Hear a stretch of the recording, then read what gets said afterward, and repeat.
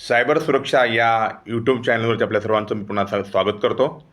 आजचा विषय आहे हॅकर म्हणजे कोण आहेत, हॅकर म्हणजे काय. हॅकर अनेक लोकांना हॅकरबद्दल थोडीशी जाणून घेण्याची इच्छा असते. तर आजच्या व्हिडिओमध्ये आपण ज्या शब्दाबद्दल बोलणारे लोक आहेत त्या शब्दाची लोकांना खूपच भीती वाटते. तो शब्द म्हणजे हॅकर आहे. मित्रांनो, हॅकर हा शब्द ऐकताच आपल्या डोळ्यासमोर काय चित्र उभं राहतं, तर काळ्या रंगाचे कपडे घालणारी व्यक्ती, डोक्यावर हुडी असते, लॅपटॉपसमोर बसलेला माणूस, एका सेकंदात बँक हॅक करणारा चोर. पण मित्रांनो, हे 90% चुकीचं आहे असं मला वाटतं. जर तुम्ही आजचा व्हिडिओ शेवटपर्यंत पाहिला तर तुमचा हॅकरबद्दलचं मत पूर्णपणे बदलून जाणार आहे. आता हॅकर म्हणजे नेमकं काय? सोप्या शब्दात सांगायचं झालं तर हॅकर म्हणजे असा माणूस जो सिस्टममधील कमतरता, विकनेसेस शोधतो.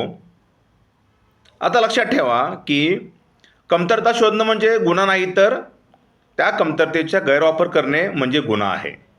म्हणजेच याचा अर्थ सगळेच हॅकर वाईट नसतात. जसं सगळेच डॉक्टर चांगले असतात का, सगळेच वकील वाईट असतात का, तसंच सगळे हॅकर गुन्हेगार नसतात. हॅकर आणि चोर यात फरक काय? तर चोर काय करतो? दार तोडतो, घरात घुसतो आणि वस्तू चोरतो.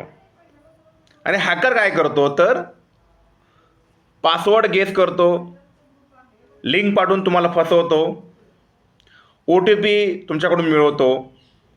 फरक इतकाच आहे की चोर दिसतो पण हॅकर दिसत नाही, पण नुकसान दोघेही करतात. तर हॅकरबद्दलचे तुमचे गैरसमज काय आहेत? तर हॅकर म्हणजे कॉम्प्युटर एक्सपर्ट असतो असं अनेक लोकांना वाटतं, पण असे काही नाही. नाहीतर आज अनेक हॅकर फक्त मानसिक खेळी, आपण ज्याला माइंड गेम खेळतात असं म्हणतो. त्यांना कोडिंग येत नाही तरी पण ते लोकांची फसवणूक करतात. हॅकर फक्त मोठ्या लोकांना टार्गेट करतात का? तर असं काही नाही. तर ज्याच्याकडे मोबाईल आहे तो प्रत्येक माणूस टार्गेट होऊ शकतो. रुपये 500 असो किंवा 5 लाख रुपये असो, सर्वांनाच तो आपल्या जाळ्यात टाकत असतो. दुसरा गैरसमज आहे की हॅकर म्हणजे फार हुशार माणूस असतो असे तुम्हाला वाटते, परंतु अनेक हॅकर आपल्यापेक्षा कमी शिकलेले असतात, परंतु ते लोकांची मानसिकता ओळखतात. खूप चांगली मानसिकता ते लोक ओळखतात. आता हॅकर कसे काम करतात? तर मित्रांनो, हॅकर थेट तुमच्या मोबाईल हॅक करत नाहीत, तर तो आधी माहिती गोळा करतो, नंतर तो तुमचा वागणं पाहतो, नंतर तुमची चूक कुठे तो शोधतो आणि शेवटी मग तो अटॅक करत असतो. उदाहरण सांगायचं झालं तर तुम्ही फेसबुकवर टाकता, आज माझा बर्थडे आहे. तर हॅकरला कळतं तुमचा डेट ऑफ बर्थ काय आहे. मग तो तुमच्या इमोशन कशा आहेत आणि त्याचबरोबर सेलिब्रेशनचा तुमचा मूड कसा आहे. आता तो तुम्हाला कॉल करेल आणि विश करेल, हॅपी बर्थडे सर, तुमच्या नावाने गिफ्ट आला आहे. आणि नंतर तो तुम्हाला फसवणुकीच्या जाळ्यात अडकवेल. हॅकरचे सर्वात मोठे शस्त्र काय आहे?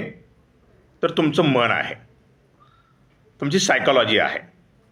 मित्रांनो, हे लक्षात ठेवा, हॅकर कॉम्प्युटर हॅक करत नाही, तर हॅकर माणूस हॅक करतं. आणि हे करण्यासाठी तो काही गोष्टींचा वापर करतो. यामध्ये तो तुम्हाला भीतीचा वापर करतो आणि तुम्हाला भीती दाखवतो. तो म्हणतो अकाउंट बंद होणार आहे, पोलीस कंप्लेंट होईल. तसेच तो लालचचा वापर करतो. तुम्हाला लॉटरी लागली आहे, तुमच्या नावाने गिफ्ट आलं आहे, तुम्हाला कॅशबॅक ऑफर मिळणार आहे. तसेच अनेक वेळा तो घाई करत असतो, आता लगेच करा किंवा 5 मिनिटात करा, आज शेवटचा दिवस आहे, नाहीतर तुम्हाला याचा लाभ मिळणार नाही. तसेच तो विश्वास मिळवतो. हा सगळ्यात धोकादायक टप्पा आहे. इथेच जास्त लोक फसतात. बँकेचे नाव वापरले जाते, तसेच गव्हर्नमेंट, पोलीस, CBI, सायबर क्राईमचे नाव तो वापरत असतो आणि खोटे ID card, logos, SMS, email तो दाखवत असतो आणि आपल्याला हे सरकारी आहे असं वाटते आणि तिथेच आपण त्या ठिकाणी फसतो. आता आपण हॅकरचे कोणकोणते प्रकार आहेत ते थोडक्यात बघूया. पहिला प्रकार आहे हॅकरचा फाईट हॅट हॅकर. याला आपण चांगले हॅकर म्हणतो. हे काय करतात तर सिस्टममध्ये असणारी कमतरता शोधतात, याची माहिती ते कंपनीला देतात, त्यामुळं सिक्युरिटी मजबूत होण्यास मदत होते. हे चांगले हॅकर असतात कारण काय तर ते बँकेसाठी काम करतात, गव्हर्नमेंटसाठी काम करतात. हे देशासाठी काम करणारे चांगले हॅकर असतात. दुसरा जो प्रकार आहे त्याच्यामध्ये ब्लॅक हॅट हॅकर. हे गुन्हेगारी स्वरूपाचे हॅकर असतात. हे काय करतात तर लोकांचे पैसे चोरतात, त्यांचा डेटा चोरतात, फेक प्रोफाईल तयार करतात आणि हेच खरे सायबर क्रिमिनल आहेत. तिसरा प्रकार आहे तो याच्यामध्ये ग्रे हॅट हॅकर. तर हे मधले हॅकर असतात. हे कधी चांगले काम करतात तर कधी वाईट काम करतात, पण कायद्याच्या दृष्टीने हेही धोकादायक हॅकर आहेत. चौथा जो प्रकार त्याच्यामधला आहे स्क्रिप्ट किडीज. आता स्क्रिप्ट किडीज ही अशी लोकं असतात की ज्यांना खरं हॅकिंगचं ज्ञान नसतं, पण तरी ते इंटरनेटवरचे तयार टूल्स वापरून हॅकिंगचा प्रयत्न करतात. टूल कसं काम करतं हे कळत नाही, फक्त चला ट्राय करू म्हणून हे लोक वापरतात. त्यामुळे वेबसाईट सर्व्हर डाऊन होतं, डेटा नेटवर्कचं नुकसान होतं. परंतु IP ट्रॅक करून सायबर पोलीस अशा लोकांना ताबडतोब पकडतात, कारण यांना ज्ञान कमी असलं तरी ते नुकसान फार मोठं करू शकतात. त्यामुळे यांच्यापासून सावध राहणे आवश्यक आहे. आता आपण हॅकरकडून मोबाईल कसा हॅक केला जातो ते बघणार आहोत. आता हॅकर तुमचा मोबाईल कसा हॅक करतो तर व्हायरस पाठवून नाही किंवा सॅटेलाईट वापरून नाही, तर केवळ तुमच्या चुकीमुळे मोबाईल हॅक होतो. तुम्ही OTP सांगता, लिंकवर क्लिक करता, मोबाईलमध्ये फेक ॲप इन्स्टॉल करता, स्क्रीन शेअरिंग करता, त्यामुळे तुमचा मोबाईल हॅक होतो. परंतु तुम्ही या गोष्टी नाही केल्या तर मोबाईल हॅक होण्याची शक्यता खूपच कमी आहे. आपण आता हॅकर आणि ऑनलाईन फ्रॉडमध्ये काय कनेक्शन आहे का ते बघणार आहोत. आज जे स्कॅम होतात त्यामध्ये UPI फ्रॉड आहे, लोन ॲप फ्रॉड आहेत, KYC फ्रॉड आहे. हे सगळे हॅकर मेंटली वापरतात. ते टेक्निकली हॅक करत नाही आहेत, ते मानसिकता हॅक करतात.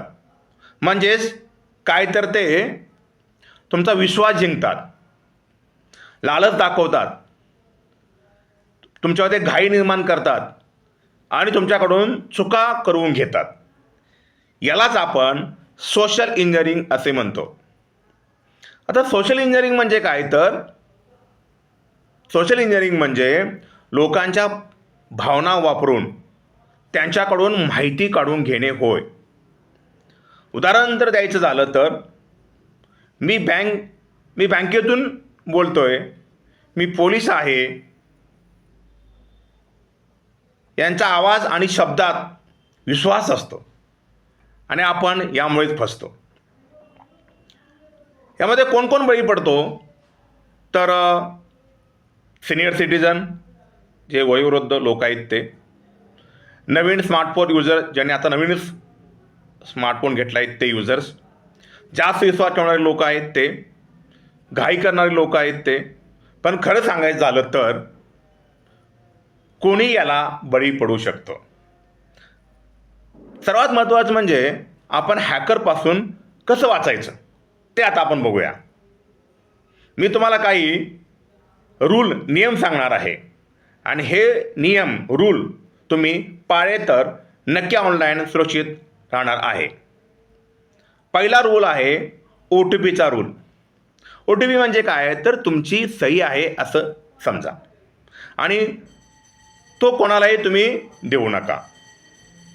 दुसरा रूल आहे लिंकचा. अननोन लिंकवर क्लिक करू नका आणि क्लिक केल्यास धोका आहे हे लक्षात ठेवा. तिसरा रूल आहे कॉलचा. बँक तुम्हाला कधीच OTP मागत नाही, त्यामुळे OTP कोणालाही सांगू नका. चौथा नियम आहे रूल आहे ॲपचा.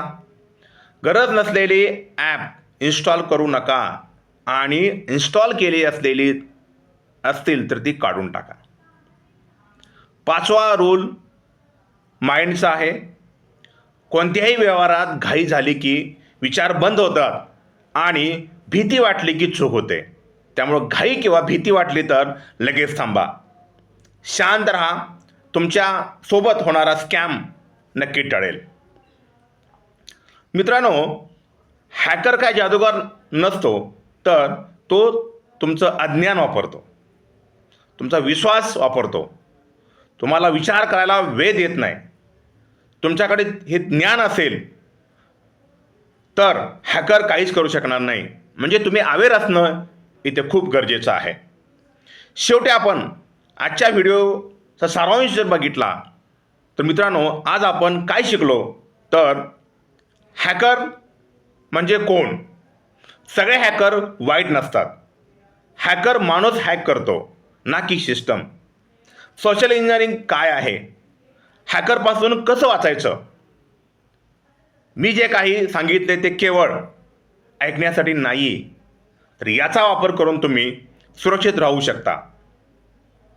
मित्रांनो, डिजिटल जगात हॅकर थांबणार नाही आहेत, पण तुमचं ज्ञान वाढलं तर तुमचं नुकसान थांबेल.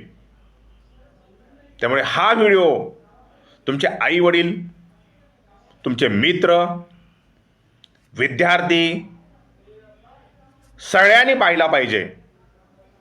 त्यामुळे हा व्हिडिओ कृपया लाईक करा, सबस्क्राईब करा, कमेंट्समध्ये लिहा मी सुरक्षित राहील. धन्यवाद. असेच माहितीपूर्ण व्हिडिओ आपण पुन्हा घेऊन येणार आहोत. थँक्यू.